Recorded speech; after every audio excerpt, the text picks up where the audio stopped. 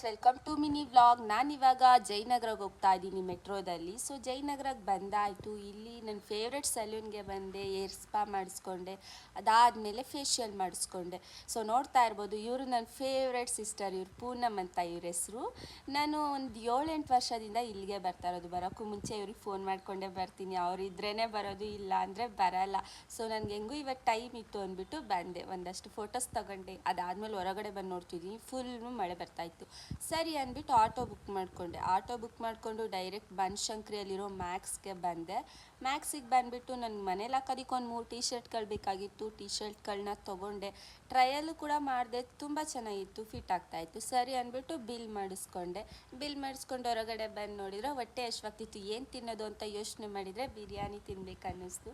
So biryani ತೊಗೊಂಡು return auto book ಮಾಡಿಕೊಂಡು ಮನೆಗೆ ಬಂದೆ. ಇವತ್ತಿನ ವ್ಲಾಗ್ ಇಷ್ಟೇ. ಬಾಯ್ ಬಾಯ್. ಸಬ್ಸ್ಕ್ರೈಬ್ ಮಾಡಿ.